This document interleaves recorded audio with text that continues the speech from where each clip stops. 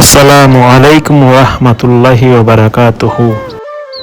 আজ ব্লগটা কিছুটা স্পেশাল হতে যাচ্ছে আমার জন্য, কারণ আজকে আমি যাচ্ছি রক্তদান করার জন্য। গত কিছুদিন আগে আমি ফেসবুক পোস্ট করেছিলাম রক্ত দেওয়ার জন্য, কারণ আমার রক্তটা হচ্ছে এবি মাইনাস। তাই এটা নেগেটিভ রক্ত হওয়ার কারণে অনেক বেশি রেয়ার।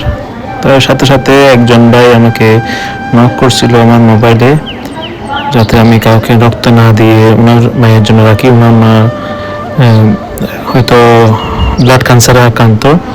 এই ব্লগটা করার উদ্দেশ্য আসলে কাউকে দেখানোর জন্য না, জাস্ট কিছু ভাইদেরকে বোঝানোর জন্য যে রক্ত দিলে আপনার শারীরিক কোনো সমস্যা হবে না, আপনার রক্তে শরীরের দুর্বলতা কোনো সমস্যা হবে না। জাস্ট আপনি যদি সুস্থ সবল মানুষ হয়ে থাকেন তাহলে আপনি যে কোনো অসুস্থ রোগীকে রক্ত দিতে পারবেন।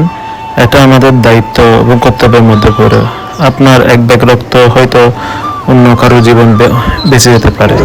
এখানে আসার পর আমাকে একটা লিস্ট দেওয়া হয়েছে, যাতে এখানে লেখা আছে আমার কোনো অসুস্থতা আছে কিনা, রক্তের কোনো সমস্যা আছে কিনা, এরকম অনেক কিছু এখানে লেখা আছে। এটা পূরণ করে, সব ফর্মালিটি পূরণ করার পর আমি চলে গেলাম ভিতরে রক্ত দেওয়ার জন্য। আমি এখন রক্ত দেওয়ার জন্য শুয়ে আছি রক্তদান টেবিলে, অপেক্ষা করতেছি ডাক্তারের জন্য। কিছুক্ষণ পর ডাক্তার এসে আমার থেকে রক্ত নেওয়া শুরু করলো। আমার অবশ্য পূর্ব থেকে রক্তদানের অভিজ্ঞতা আছে, সেই কারণে কোনো রকম দুর্বলতা অনুভব হচ্ছিল না। দেখেন আমার থেকে এখানে রক্ত গিয়ে এই ব্যাগের মধ্যে পূর্ণ হচ্ছিল। আমার খুব ভালোই লাগতেছিল, কারণ হয়তো আমার এই রক্তদানের কারণে আমার যে মায়াটাকে আমি রক্ত দিচ্ছি, ক্যান্সার আক্রান্ত মা কিছুদিন সুস্থ থাকবেন।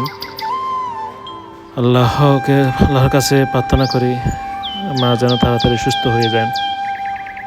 আমি রক্ত দেওয়ার পর এখানে 5 মিনিট বসেছিলাম। 5 মিনিট বসে থাকার পর ডাক্তার আমাকে একটা পানি দিল আর একটা বিস্কিট জাতীয় কিছু একটা দিয়েছিল। আমি পানিটা খেয়ে বাইরে চলে এসেছি।